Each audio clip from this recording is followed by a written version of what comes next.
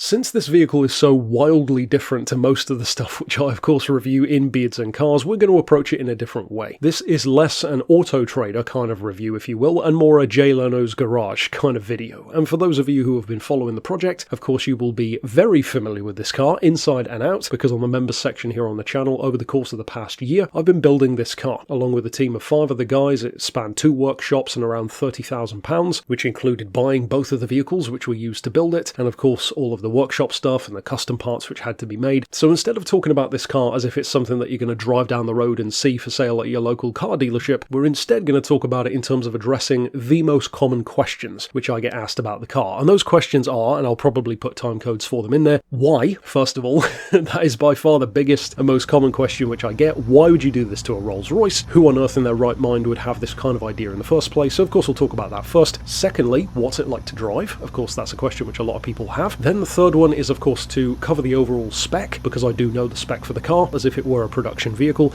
It's surprising actually, the weight, so stick around for that. Of course the fuel economy, that is another very common question which I get asked. And last but definitely not least, what's next? So when you build something as crazy as this, do I have anything else planned for the car? What do I plan to do with the car? And maybe even other crazy ideas that I have in future to start builds for, etc. So first things first, let's get to that main question of why. I didn't set out to buy a Rolls, chop it up and turn it into a 4x4. That's the kind of thing I would have probably talked about doing, but never actually put my money down on the table to think about doing it for real. However, I picked up a Rolls. My original plan was to keep it essentially as what it already was, a semi-ratty Rolls-Royce. I was going to have it patinaed up and have it basically lowered with a straight pipe, but the standard V8 engine, standard interior, basically like a Rolls-Royce rat rod or a hot rod, if you will. So essentially the British equivalent of my Lincoln, which is very much that same kind of vibe. The problem was I very quickly saw that doing stuff like that, as simple as it sounds, was still going to be really expensive. For example, there's only one company I'm aware of who even make a coilover kit for a Rolls-Royce Silver Shadow to allow it to be lowered at all, because this thing has as standard something like, I think it's 42-inch suspension springs. Utter insanity, and of course there's not much of a market for lowering them, so you're paying something like 5 or 6 grand just to lower the car by a couple of inches. I very quickly saw that,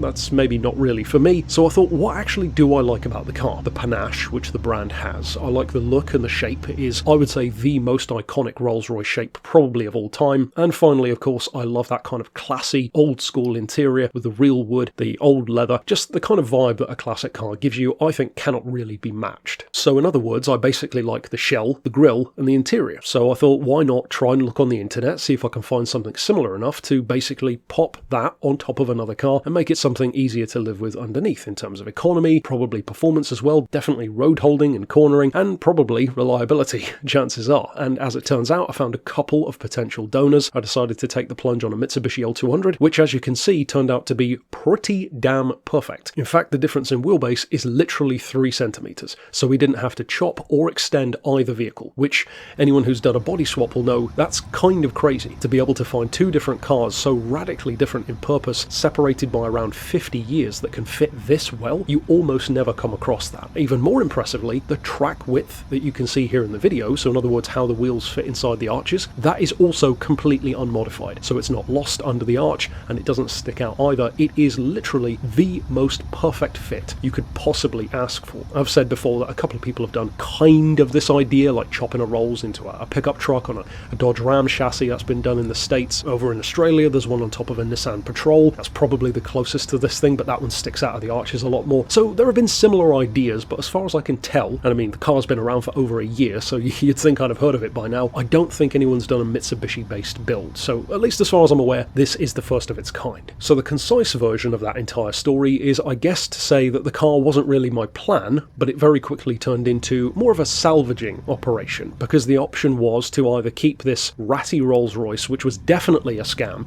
in terms of how bad it actually was versus what I was led to believe. It was either basically do something with it to save the car, or sell it for scrap and lose even more money. I did not want, for my worst experience with owning a car, to be a Rolls-Royce. That would have been hilarious, but I just didn't want that to be the case. I didn't want to be beaten by this scam, this lemon of a car. So instead of that, I thought, let's make something crazy, let's go all in, but make a vehicle which, at least on paper, I could even use every day. And spoiler alert, I actually have been using it every day. And that of course segues nicely into question number 2. What is it actually like to drive? It's a fascinating looking vehicle which, as I've heard from one of my local neighbours who's a huge fan of the car, he said it looks like a house driving towards you because it's so high high up off the ground. It is tall, but it's got loads of room underneath, basically the same amount of room as a Mitsubishi. So in other words, being not an SUV, but a proper off-road truck, this actually can go off-road, and thanks to the fact that it has the high-low ratio box, and you can switch between rear-wheel drive and four-wheel drive, it's a proper actual off-roader. In fact, in some cases, it's almost on eye level with trucks. So kind of a monster truck when you're actually driving this thing around. In terms of how it actually feels, though, to get back to that point, it's way better than you would think. I think it really does benefit from the fact that the suspension setup on a Mitsubishi is far stiffer. Obviously, we've done away with the whole hydro-pneumatic Citroen licensed suspension, which the Rolls-Royce has, and now it's just got leaf springs on the back, stiff coils on the front, just a standard Mitsubishi setup. So the suspension is designed to keep that road holding ability, to go off-road if you need to, and to carry a lot of weight without feeling like it's wallowing around.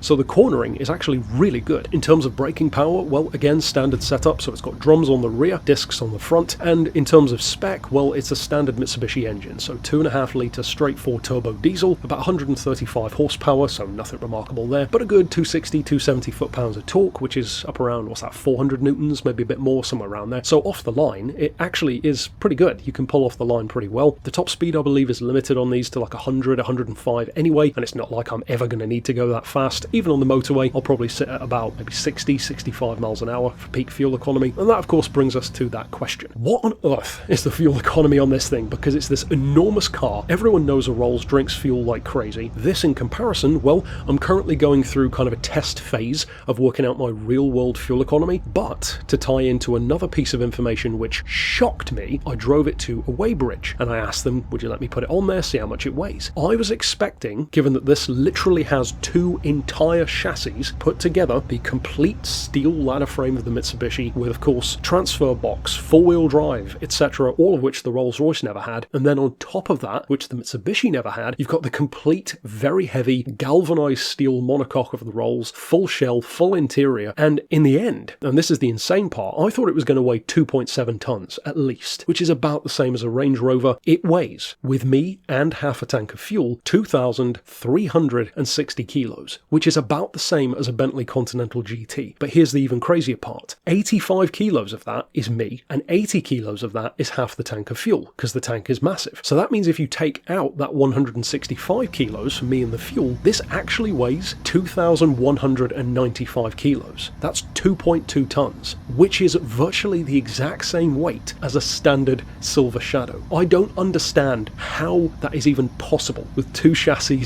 four-wheel drive, and a massive fuel tank. It really does go to show how obscenely heavy that Rolls-Royce engine, transmission, and complete drivetrain must have been, because that is an insane difference to be so close with all of this extra, well, steel. It's not like it's carbon fibre, it's a heavy vehicle to begin with. Obviously, it's not a performance vehicle, and it's not an actual rally support vehicle, so any performance just as a normal daily driver is more than fine enough. In terms of fuel economy, it should be feasibly quite similar to a Mitsubishi. It should be averaging somewhere around 25 to the gallon, and on the motorway, well, that's when it gets really good, because an L200 can do 30, even perhaps 32 at a push if you've got a nice tailwind on the motorway, and again, 30 to the gallon out of this thing, that's way better, probably double what you would think it would be. In terms of the fuel tank, I've referenced it a couple of times, it is absolutely massive. The tank is in the boot on this car, it's a custom unit, I designed it myself. Even the tank itself is a hybrid between the two cars, because one of the biggest goals I had for this project was I wanted to use as much of each car as possible without adding other stuff. So I wanted to kind of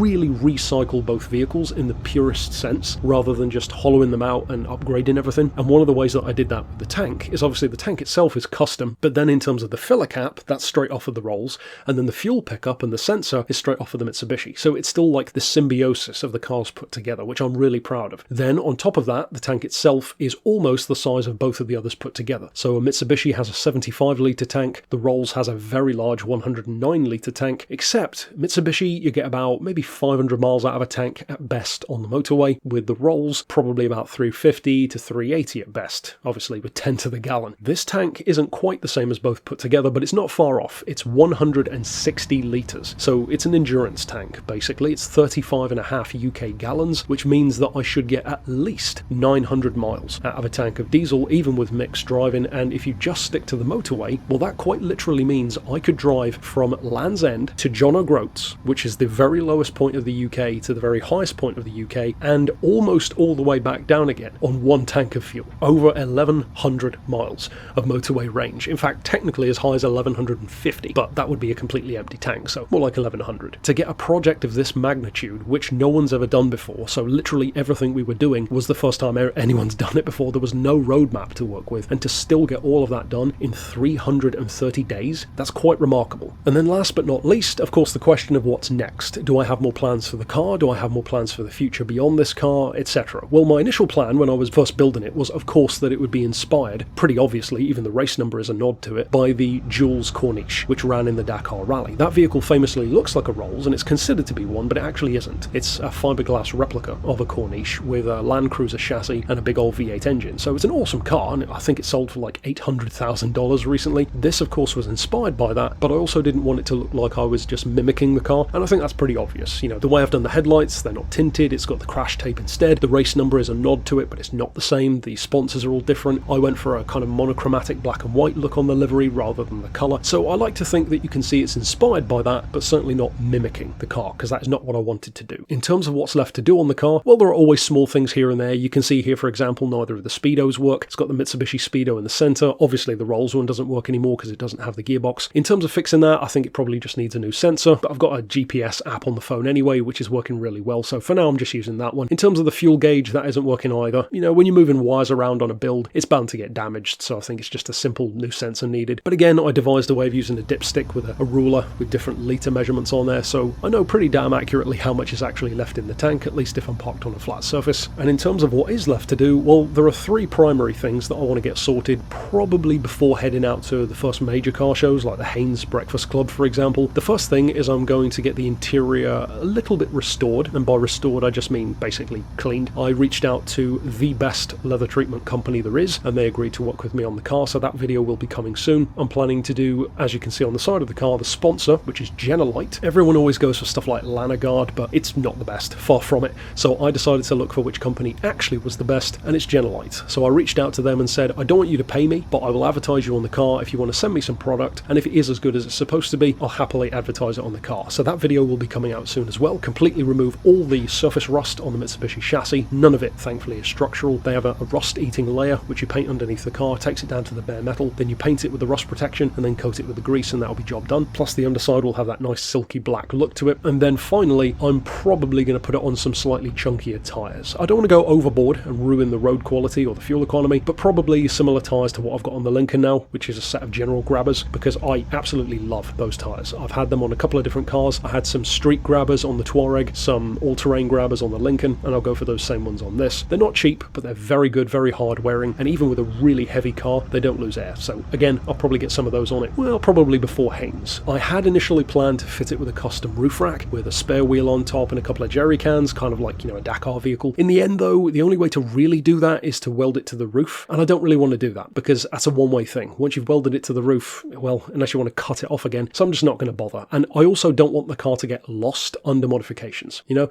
if you put like extended wheel arches and a snorkel and a roof rack and all this and a big antenna sticking out the top and spare wheels, you end up hiding the car under all the stuff. Like I said, I would potentially sell this car for the right price. Suffice it to say, I won't give you an exact price, but I would not lose money on it. And I already said what it cost to build, so if someone's crazy enough to pay that for it, otherwise I have no intention of selling it. I don't think anyone would buy it for that price, and I don't really care if they do or not. I love the car, it's fantastic to drive, and it's nice to have a car which I can genuinely use as an all-terrain, all-weather daily driver, but with all of the comforts of the Rolls. Super comfortable seats, armrests, still has the electric windows, the central lock-in, all of that good stuff. Even the central lock-in on the boot still works. So yeah, it's undeniably badass. If you're a Rolls fan, you might not like it. I already knew that certain people weren't going to like it, but anyone who sees this car up close and in person immediately recognises, yeah, this car was going to be nowhere but a scrapyard. You can see from the cracked paint and the filler that had been done in the past. I mean, as I've said before, this Rolls had a tow hitch on the back to begin with, so it already had a very, very strange life. Whether you like it or not, I saved the car from the scrapyard, and I'm happy with it, so who cares if anyone else is. That's it for this review though, certainly a bit of a different one, as I said,